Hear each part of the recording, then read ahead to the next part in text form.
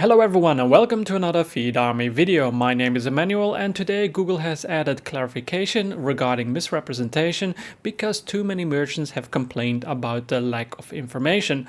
However, I've read everything through and it is still not detailed enough. So just take this as a reference and Google just trying to be willing in giving you more info. So let's have a look at the policy details. So here is a short snippet of what they are doing, and I will go to the following page clarifying what exactly has been updated.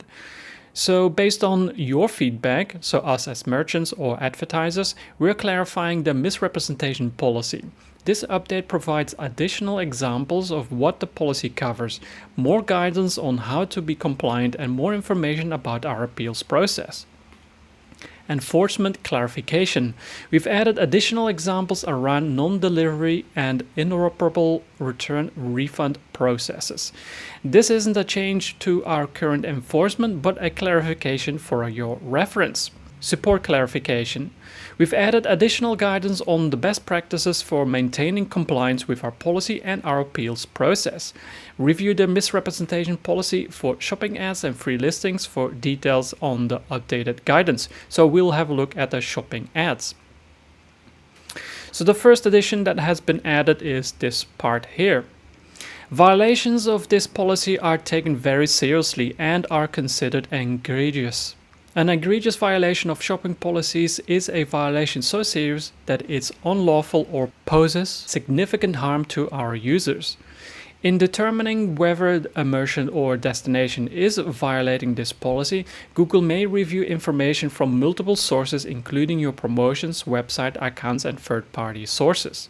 If violations of this policy are found, your Google account will be suspended upon detection and without prior warning, and you won't be allowed to promote with Google Shopping again. If you believe there has been an error and that you haven't violated our policy, submit an appeal and explain why. However, before you do that, always check the policies and resolve all potential issues.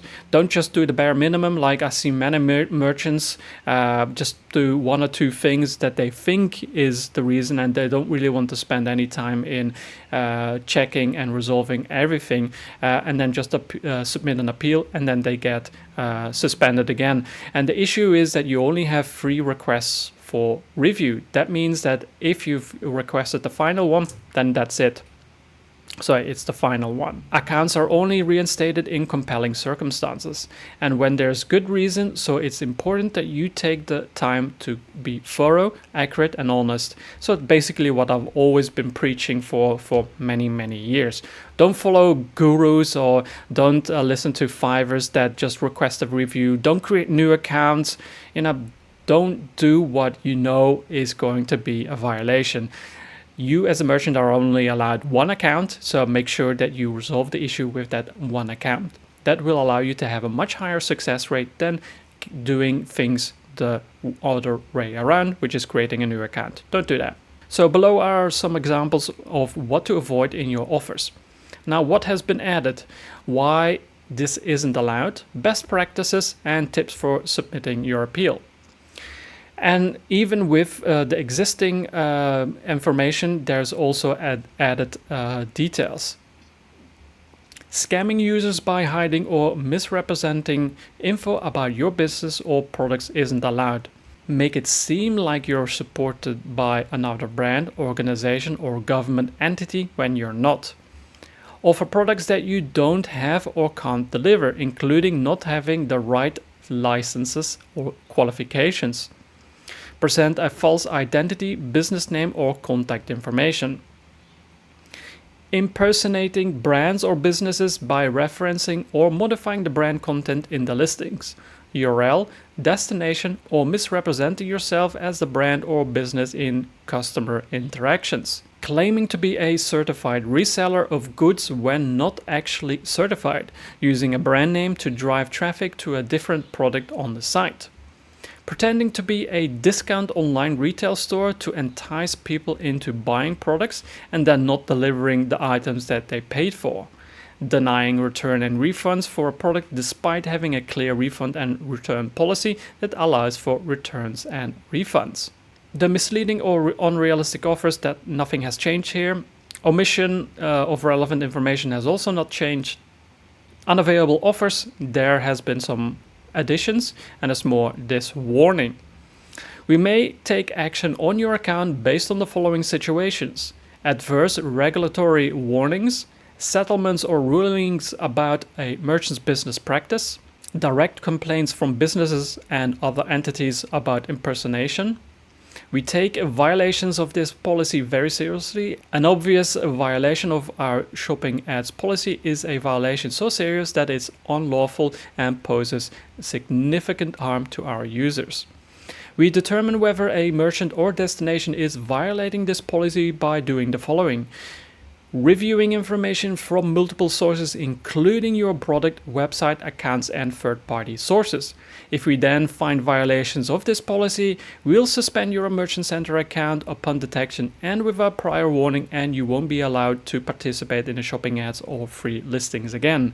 We may also restrict your Merchant Center account product limit.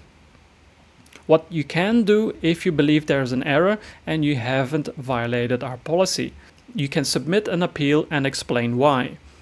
We only reinstate accounts in compelling circumstances and when there's a good reason. So it's important that you take the time to be thorough, accurate, and honest. Look, they're mentioning it again, that you have to take the time to resolve all potential issues. Don't just go and request a review without a reason. Don't make one little change and request a review. Those are bad habits and will just get you suspended forever. So if your intentions are to be listing your products on Google Shopping, then go the extra mile.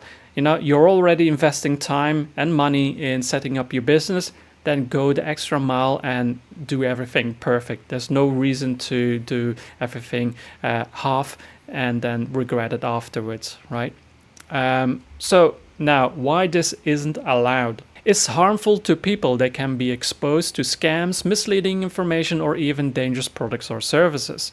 It damages the overall advertising ecosystem. When people have bad experiences, they become less likely to trust any ads, which hurts all advertisers. Shopping ads want to maintain a safe and healthy ecosystem for everyone. Well, that's quite logical, right?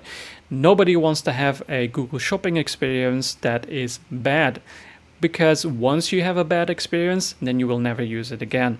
And that has been the case in the past. That was maybe nearly 8 or 10 years ago. One of the high-ranking members of Google used Google Shopping and got scammed. And that is the reason since that day that there has been a lot more stricter rules in Google Shopping because of that one high-ranking officer from Google that had a bad experience. So you can only blame those bad actors for all of this. This does mean that merchants with an honest website and are selling real products and is doing everything by the book means that it's a lot harder for them to get approved. But as long as everything is honest and real, you shouldn't worry too much. And most likely what the issues are some random things that you have not thought about.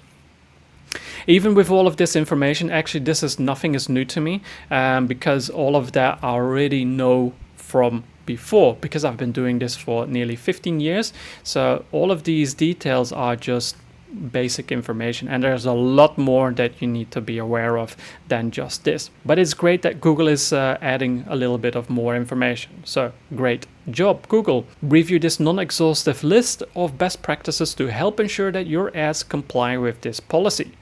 Deliver what customers paid for. Provide the products or services customer purchased, meeting agreed upon specifications.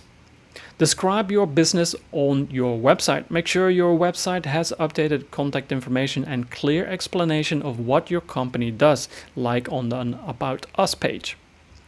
Use your own branding. Use your own name, logo, images, and colors on your website and in your ads. Avoid using another brand's identity in a misleading way. Avoid using another brand's name, logo, images, and colors in a way that can trick people. Don't misspell another brand's name in your ad, like Google with 2 zeros instead of 2 O's. When referencing another brand, follow Google policies on trademarks. Be clear about your partnership. If you're an official or authorized partner of another brand, ask them to mention you on their website in addition to making your relationship clear on your own website and ads. If you reference another brand but you're not an official or authorized partner, consider a disclaimer on your website and in your ads. Be qualified to do the work you advertise. Have all necessary certifications to provide your products and services. If you list any certification on your website, make sure these are up to date. Tips for submitting your appeal. Follow the best practices. Implement the best practices you've been provided if you haven't already. Explain your situation. If you're an official partner of another brand, describe the partnership and share any information that shows how you're connected. Share proof.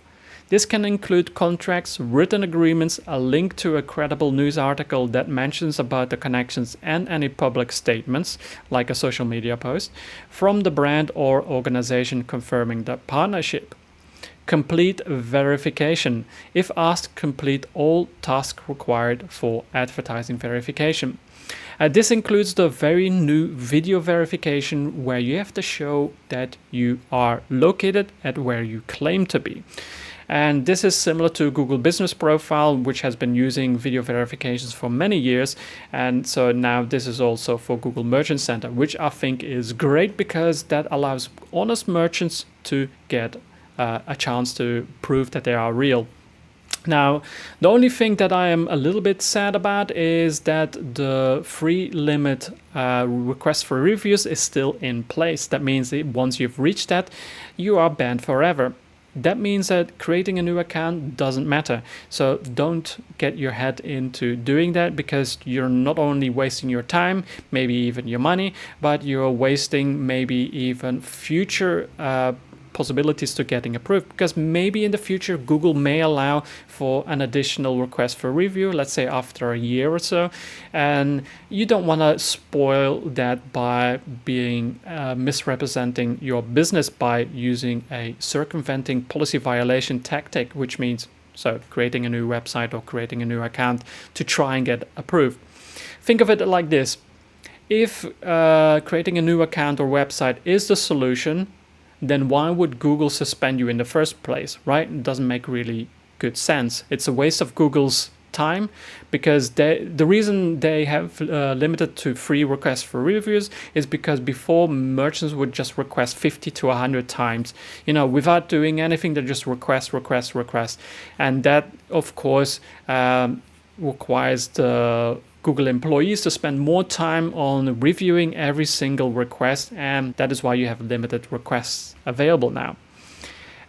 So that's pretty much it. It's pretty good. There's some new information in there, but it's more related to new on the policy. I've been checking and knowing all of this info for quite a long time, because what you need to understand is that you not only need to look at the policies, but kind of read between the lines, kind of understand historical policies, because sometimes Google shows policies and then removes them. So you need to know a little bit of everything, not just what is now on the policy, because knowing historically what was allowed and not allowed allows you to pinpoint certain specific issues with the website or business model. So that's it. Of course, if you need support regarding misrepresentations, I help merchants resolve these issues. And so if you need any guidance, feel free to reach out or leave a comment downstairs. So that's it for today. I think this is a bonus for everybody. It's not very detailed, but it is at least more clear what you need to do. Thank you very much for watching, and I'll see you in the next one.